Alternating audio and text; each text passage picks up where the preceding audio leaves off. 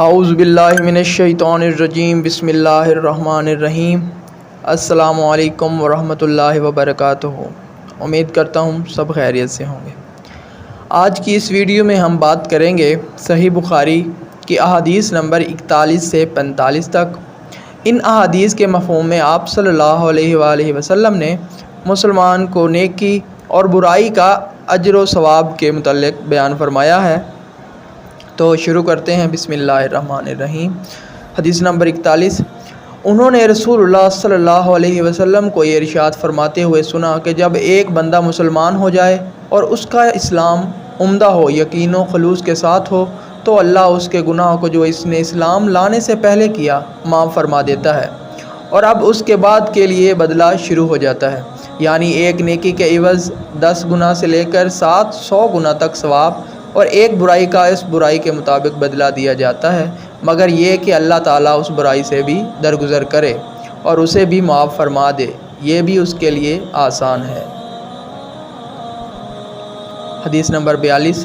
رسول اللہ صلی اللہ علیہ وسلم نے فرمایا کہ تم میں سے کوئی شخص جب اپنے اسلام کو عمدہ بنا لے، یعنی نفاق اور ریا سے پاک کر لے، تو ہر نیک کام جو وہ کرتا ہے اس کے عوض 10 سے لے کر 700 گنا تک نیکیاں لکھی جاتی ہیں، اور ہر برا کام جو کرتا ہے تو وہ اتنا ہی لکھا جاتا ہے جتنا کہ اس نے کیا ہے۔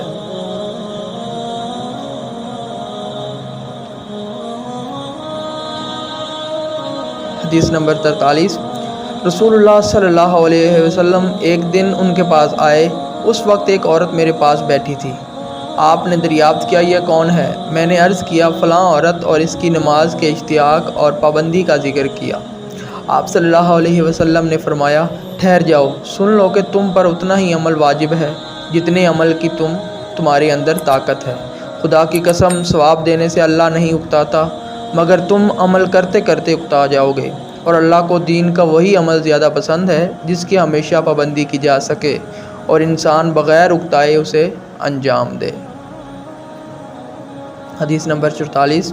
آپ صلی اللہ علیہ وآلہ وسلم نے فرمایا، جس شخص نے لا الہ الا اللہ کہہ لیا اور اس کے دل میں جو برابر بھی ایمان ہے، تو وہ ایک نہ ایک دن دوزخ سے ضرور نکلے گا، اور دوزخ سے وہ شخص بھی ضرور نکلے گا جس نے کلمہ پڑھا اور اس کے دل میں گیہوں کے دانہ برابر بھی خیر ہے، اور دوزخ سے وہ بھی نکلے گا جس نے کلمہ پڑھا اور اس کے دل میں ایک ذرہ برابر بھی خیر ہے۔ حدیث نمبر 45۔ ایک یہودی نے ان سے کہا کہ اے امیر المومنین، تمہاری کتاب قرآن میں ایک آیت ہے جسے تم پڑھتے ہو، اگر وہ ہم یہودیوں پر نازل ہوتی تو ہم اس کے نزول کے دن کو یوم عید بنا لیتے۔ تو آپ نے پوچھا، وہ کون سی آیت ہے؟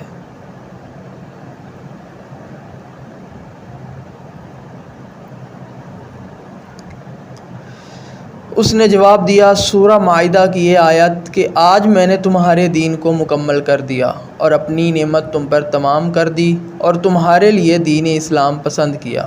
حضرت عمر رضی اللہ تعالیٰ عنہ نے فرمایا ہے کہ ہم اس دن اس مقام کو خوب جانتے ہیں جب یہ آیت رسول اللہ صلی اللہ علیہ وسلم پر نازل ہوئی۔ اس وقت آپ صلی اللہ علیہ وسلم عرفات میں جمعہ کے دن کھڑے ہوئے تھے۔